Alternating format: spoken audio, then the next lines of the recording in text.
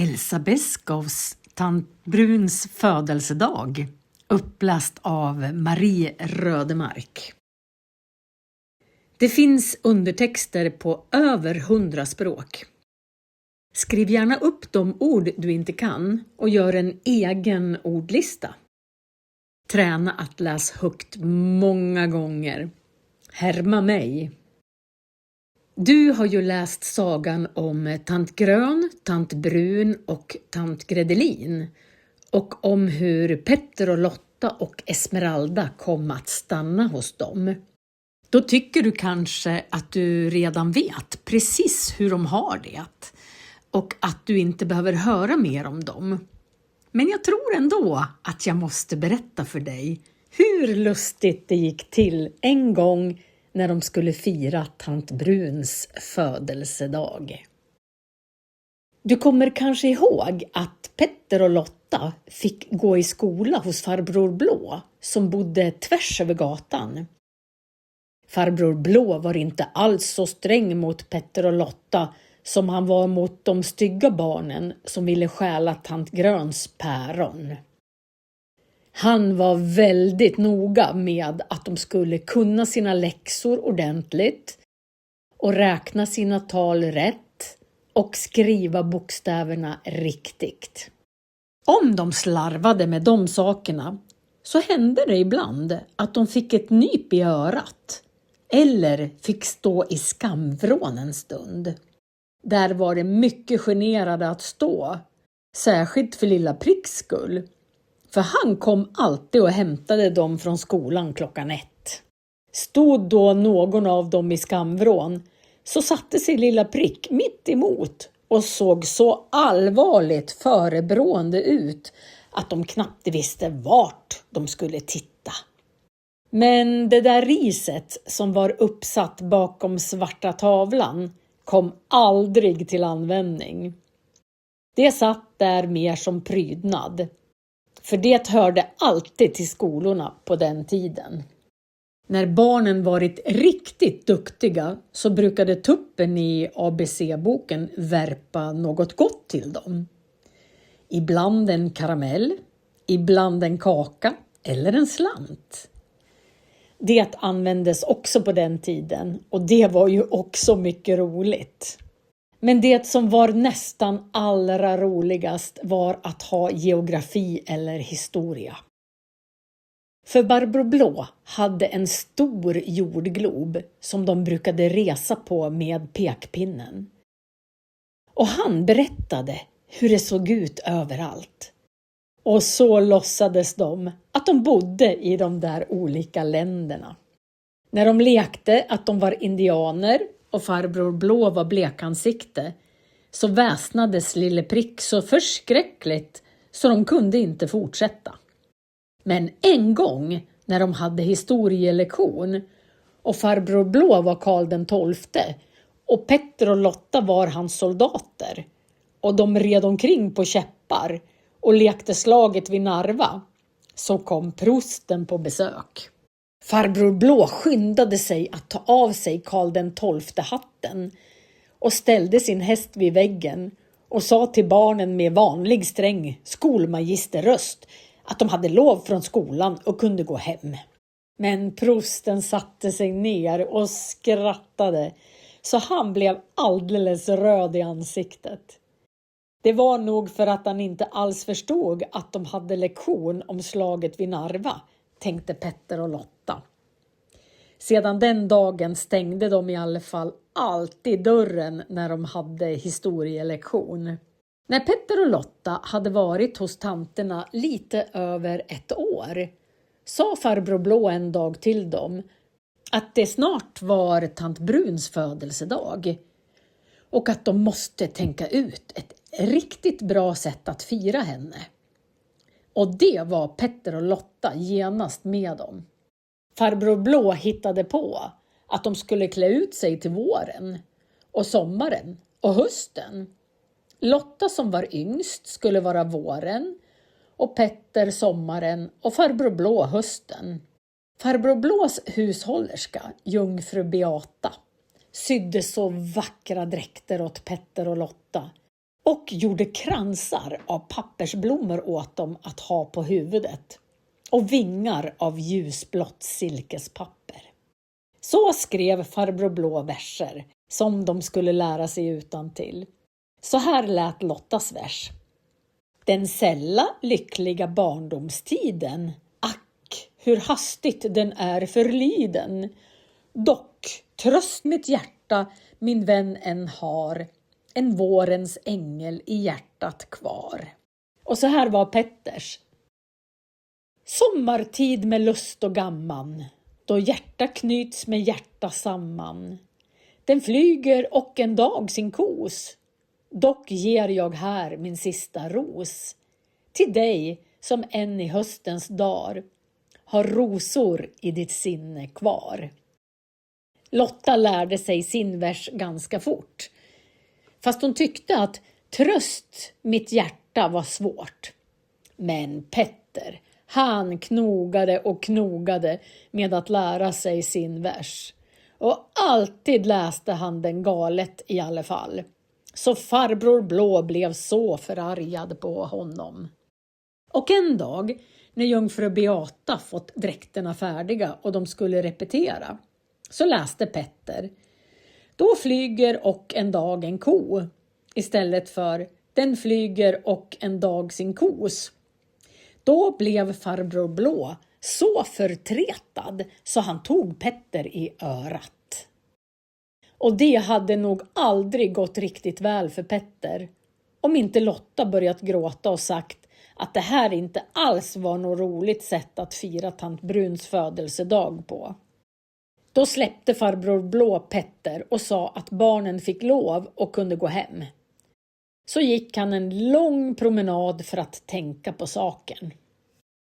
Nästa dag sa han till Petter att så snart de kunde sina verser som ett rinnande vatten, så skulle de gå tillsammans långt utanför stan och ha sin geografilektion om Grönland och göra sig en snöhydda att bo i.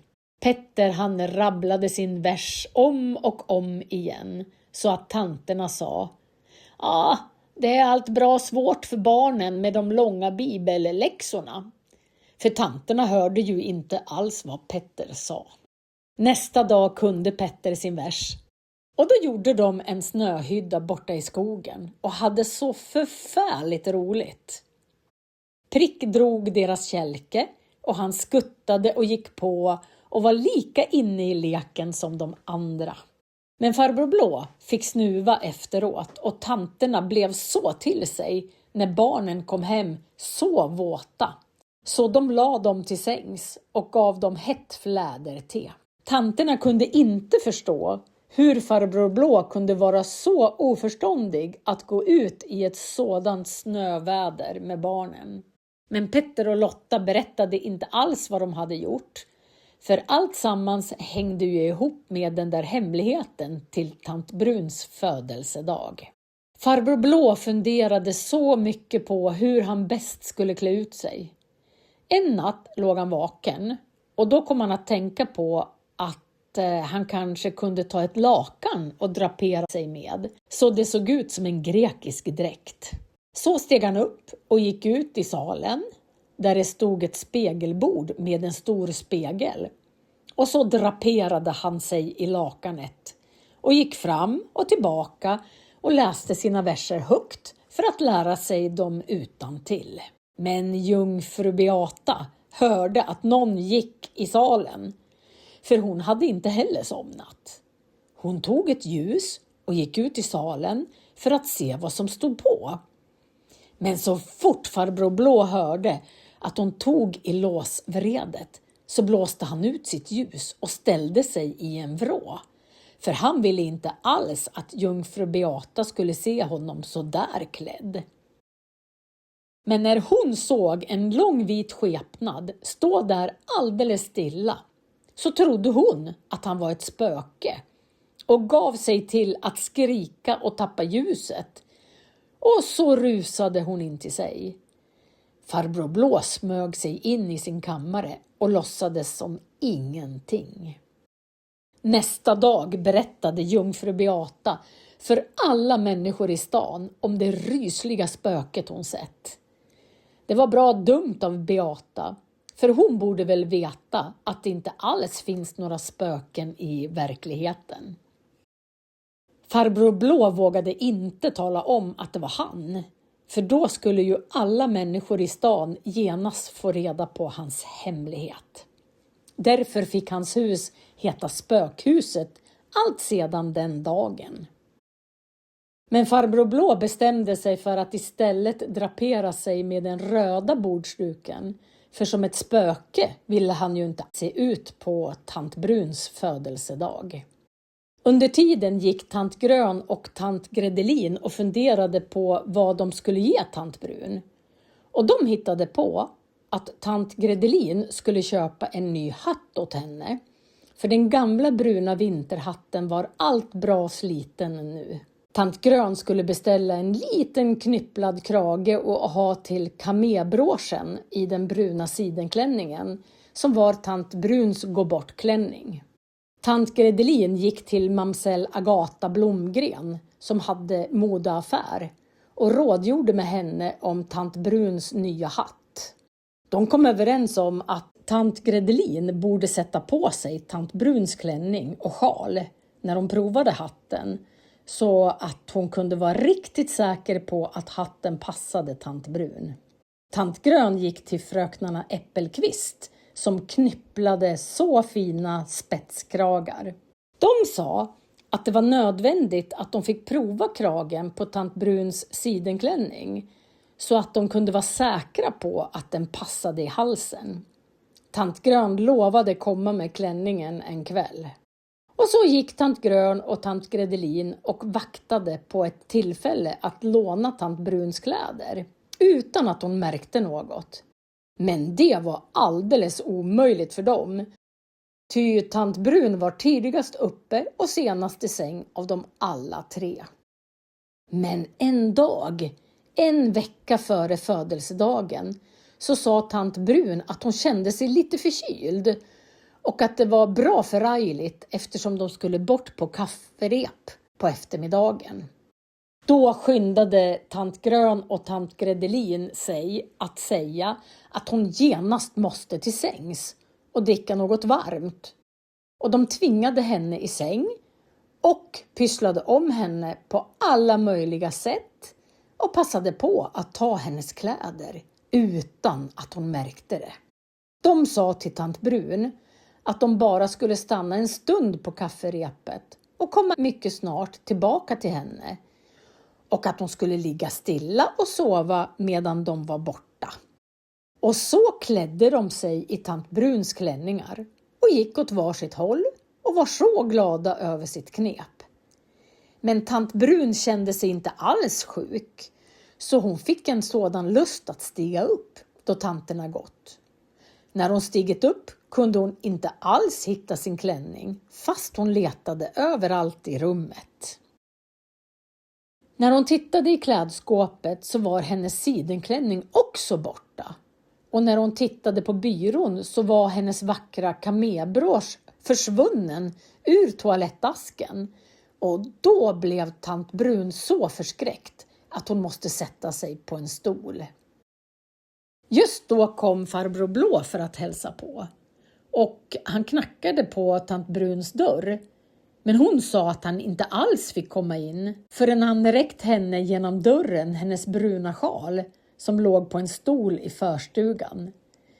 Men farbror Blå kunde inte alls hitta hennes sjal och inte hennes kappa heller. Då kom farbror Blå att tänka på att det fanns en tjuv som kallades Lasse-Maja som brukade stjäla så mycket den tiden. Det sa han till tant Brun genom nyckelhålet och hon blev ännu mer förskräckt. Farbror Blå gick efter tant Gredelins sjal och den svepte tant Brun om sig. Och så gick de ut i köket där Petter och Lotta satt och läste sina läxor. Så tog tant Brun ett ljus och farbror Blå sin käpp och Petter och Lotta var sin eldgaffel. Och så gick de för att leta reda på tjuven ifall han gömt sig någonstans. Prick gick med och morrade. Men de hittade ingen tjuv och inte kunde de heller se att något annat var stulet. Då förstod farbror Blå att Lasse-Maja hade tagit tant Bruns kläder för att klä ut sig i dem och sedan oförmärkt komma in i huset och stjäla hur mycket han ville. Farbror Blå gick och sökte upp polisen för att tala om vad som hänt. Polisen sa att han sett tant Brun för en stund sedan gå ner för gatan. Han kände igen både hatten och sjalen och klänningen, fast han tyckte att hon såg mycket magrare ut än vanligt. Både polisen och farbror Blå förstod genast att det måste ha varit tjuven. För tant Brun hade ju hela tiden legat hemma i sängen. Och som de stod och resonerade om saken så kom postmästaren och han berättade att han sett ett fruntimmer för en stund sedan som han först trodde var tant Grön. Men hon gick så fort och hade paraplyet uppslaget så han kunde inte se hennes ansikte. Och det märkvärdiga var att hon hade en brun klänning. Aldrig någonsin gick väl tant Grön i en brun klänning. Då förstod de alla tre att det måste vara 2 tjuvar. Och de räknade ut att tjuvarna nog skulle komma tillbaka för att stjäla så fort det blev skumt. Och så ställde polisen och postmästaren sig att vakta vid den övre sidan av gatan och farbror Blå vid den nedre tillsammans med Lille Prick och Petter och Lotta. Farbror Blå hittade på att de skulle hålla ett snöre spänt över gatan så att tjuven skulle ramla framstupa. Så blev det lättare för farbror Blå att ta honom i kragen. Tant Gredelin kom så glad trippande hem med tant Bruns födelsedagshatt i en ask. Men rätt som det var rusade en kar från var sida över henne och då blev hon så rädd att hon svimmade. Polisen och postmästaren blev så snopna när de såg att det inte var Lasse-Maja. Tant Grön kom lika glad hem med den lilla knypplade kragen i ett paket och hon ramlade pladask över snöret. Men hon blev så förtretad att hon genast kom på fötter igen och tog sitt paraply till vapen mot farbror Blå som rusade fram för att gripa henne. Då slog hon till hans käpp så att den flög lång väg. Just då fick hon se att han var farbror Blå och blev förfärligt förvånad. Och han blev lika förvånad då han fick se att hon var tant Grön. Om inte Prick hade skällt så förskräckligt så hade det gått fortare för dem att förklara för varandra hur allt sammans var. Men till slut förstod de det båda två. Och då gick de tillbaka till huset. Men där mötte de polisen och postmästaren som bar på tant Gredelin. De bar in henne i köket och det dröjde en lång stund innan hon vaknade till sans. Och innan polisen och postmästaren och tant Gredelin också förstod hur allt tillsammans hängde ihop. Men tant Brun satt där inne i sitt rum i förfärligt stor spänning om de hade fått Lasse-Maja eller inte. Om en stund kom tant Grön och tant Gredelin in till henne och de hade med sig hennes klänningar och sa att de bara hade velat laga dem lite åt henne för de hade sluppit upp i sömmen. Farbror Blå ropade genom nyckelhålet att hon inte skulle vara orolig längre för han och polisen och postmästaren hade klarat upp hela tjuvhistorien. Men tant Brun var så nyfiken så hon kunde spricka. Och hon hade rakt inte gett sig till tåls om inte Lotta viskat till henne att allt sammans var en väldigt stor hemlighet som hon skulle få veta på sin födelsedag. Så kom då äntligen tant Bruns födelsedag. Och den blev så lyckad som någonsin en födelsedag kan bli. Lotta hade virkat en grytlapp åt tant Brun, alldeles i hemlighet. Och Petter hade gjort en kakspade. Och tänk att tant Brun blev nästan allra gladast över deras presenter. Utklädningen och verserna gick så väldigt bra.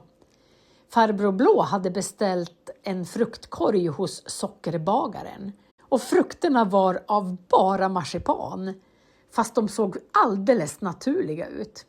Den korgen räckte farbror Blå till tant Brun just som han läste sin vers som lät så här. I höstens tid blir grödan gull och frukten står av sötma full. Så tag då höstens frukter mot som här jag lägger för din fot. Men just då ramlade några av marsipanfrukterna ner på täcket. Därför att Petter och Lotta inte orkade stå stilla längre på ett ben som de skulle göra för att se ut som änglar. Utan de vickade till och Lotta stötte emot farbror Blå. Men det var det enda lilla missödet. Annars gick allt så bra. Medan tant Brun satt och drack kaffe på sängen hördes musik från gatan. Det var polisen och postmästaren och sockerbagaren som spelade Dåna liksom åskan bröder. Och det lät riktigt vackert, för de brukade öva sig spela den om söndagskvällarna. Så nog var det en lyckad födelsedagsfest. Man kan då inte säga annat. Och så var sagan slut. Nu kommer alla bilderna i boken. Titta på bilderna och träna att återberätta sagan.